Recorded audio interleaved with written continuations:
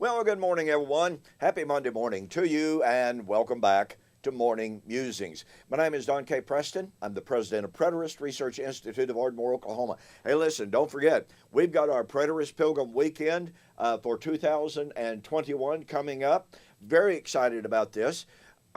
So far, I have filmed 2 lessons on the Song of Moses as fulfilled in the book of Revelation. I'm going to have at least one more lesson.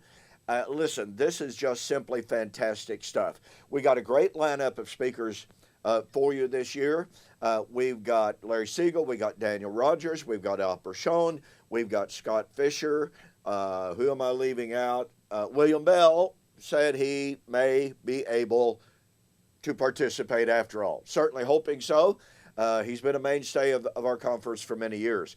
And look, the subject titles that have been given to me from our speakers, you are going to really, really enjoy Preterist Pilgrim Weekend 2021, which is Revelation as the fulfillment of God's Old Covenant promises made to Old Covenant Israel, resulting in salvation for the nations. I know that's a long title, but it's an important subject and title as well.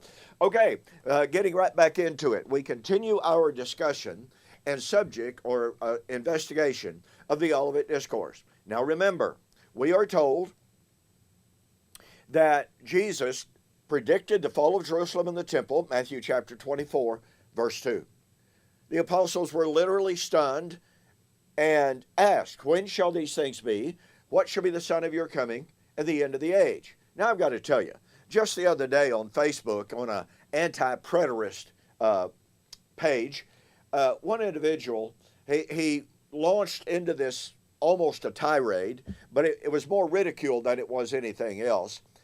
And the basic presupposition of his entire approach was Jesus was asking about, or excuse me, the apostles were asking about Jesus is coming at the end of time. He never set out to prove it. He never gave not a keystroke of evidence to prove it. He just assumed it. He just said, well, the Lord's coming will be after AD 70. That was the extent of his proof. Well, I'm sorry, that's no proof whatsoever. And so, this basic assumption drives the majority of modern day investigations and comment on the Olivet Discourse. And don't forget, this fella was assuming, and he stated so, that the apostles were confused. They wrongly linked, wrongly connected the end of the age and the coming of the Lord with the destruction of Jerusalem. That's the assumption of about 98% of all Christianity. That assumption is false. The apostles were not confused. Once we understand that the apostles were not mistaken, they were not confused, they were not ignorant to link the fall of Jerusalem with the end of the age, I want to tell you what, folks, that destroys about 98% of futurist eschatology all by itself. Now, we've been examining the parable of the absent master in Matthew 25:14 and following. We are assured that here is this absent master, which of course obviously is Jesus, was going to go away into a far country and then return after a long time. Now, it's really interesting, is it not, that we are told, well, no man can know what time means to God. God doesn't think in time like man does. And yet, once again, God appointed a day in which to judge the world. He knew the day and the hour. And oh, by the way, here are these opponents of covenant eschatology who tell us what? Well, they tell us that at hand can mean 2,000 years. But it can't mean near, soon, shortly, and quickly, imminently so. So they tell us at hand can't mean imminent, but then they turn around and they tell us, oh, well, a long time must mean a long time. And so what they're doing is they're saying no time statement, no time statement can mean anything whatsoever that contradicts our futurist view. That's all in the world they're saying. But enough on that. I shared 3 videos with you on 1 Peter chapter 4, verse 5, verse 7, verse 17, in direct comparison with what Jesus said in Luke chapter 21 and verse 8. In Luke chapter 21 and verse 8, Jesus said, many will come in my name saying, I am he, and the end has drawn near. Jesus said, do not go after them. Here is Peter writing in that same generation. And do not forget, ladies and gentlemen, Peter is writing by the inspiration of the Holy Spirit sent by the Father, the Holy Spirit sent by the Father to inspire the apostles, number 1, to understand all truth, to understand things to come, and, pardon me, to understand the judgment. Well, in 1 Peter, Peter is talking about truth. He's talking about the judgment. And he's talking about things to come. And through that inspiration of the Holy Spirit, sent by the Father, who knew the day and the hour, Peter said Christ was ready to judge the living and the dead, which is the resurrection. He said the end of all things has drawn near. More on that in a moment. And the time, the appointed time, the kairos, the divinely appointed time for the judgment, not a judgment, for the judgment has drawn near. Now, I want you to consider something with me. Jesus said in Mark chapter 13, verse 32 and 33, in his parable of the absent master, okay, that if they did not watch, and he said, take heed therefore, watch and pray, for you do not know. Now that's when they were still on earth. This is before they received the revelatory spirit. This is before they were inspired to know all truth, to understand judgment to come, to understand things to come. This was stated beforehand. But notice that Jesus said, you do not know. That was the present when he spoke. You do not know the time, the kairos. So, notice now, Luke chapter 21 and verse 8, men are going to come saying, the end has drawn near. Well, let me ask you a question. Was Jesus saying men are going to come making premature time statements? Well, of course. Now, those who deny the truth of covenant eschatology tell us that in 1 Peter chapter 4, Peter wasn't really giving any time statements. The end has drawn near. Well, you see, that's a spatial reference.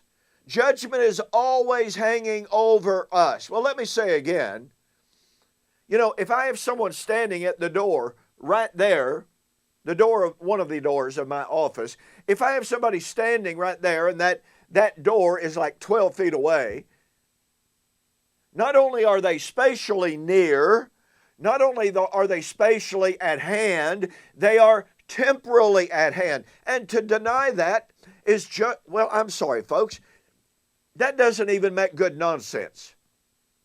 It's ridiculous.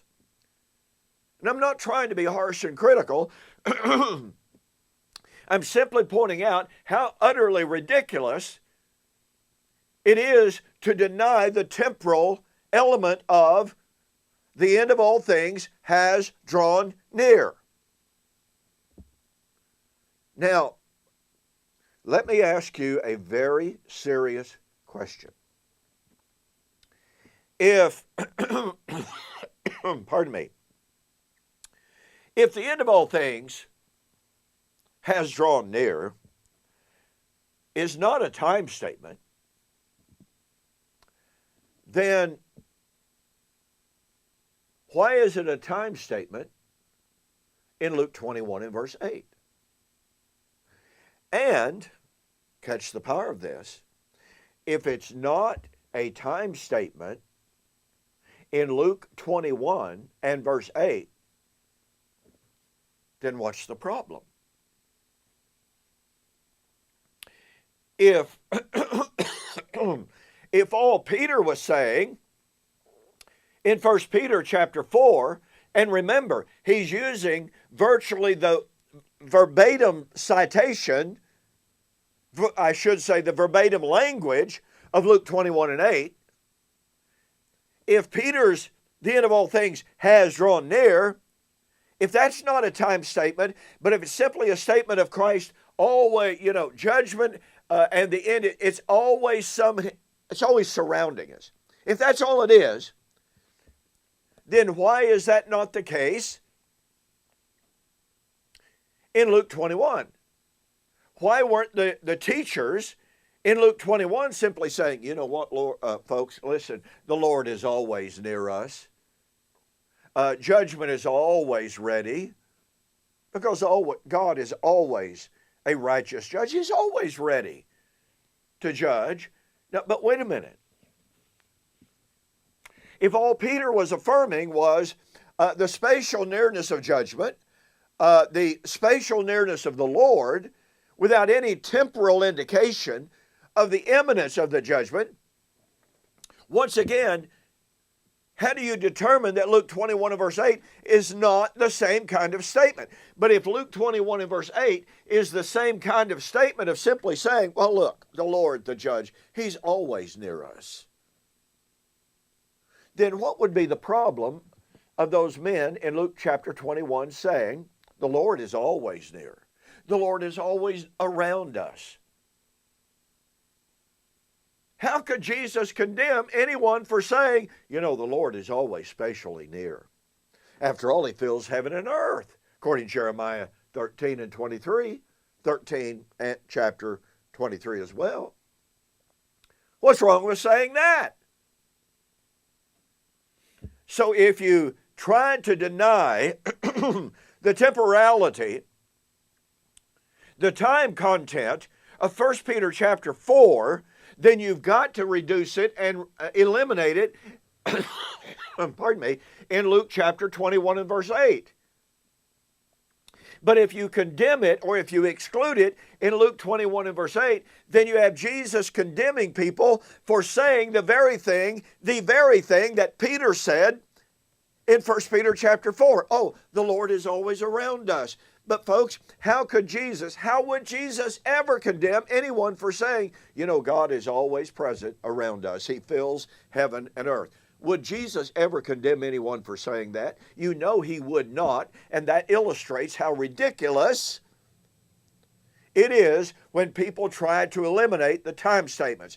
Oh, Luke 21 is a premature time statement about the coming of the Lord. Do not believe them. That would be error. Oh, but wait. Peter used the identical language in 1 Peter chapter 4. Oh, but that's not a time statement.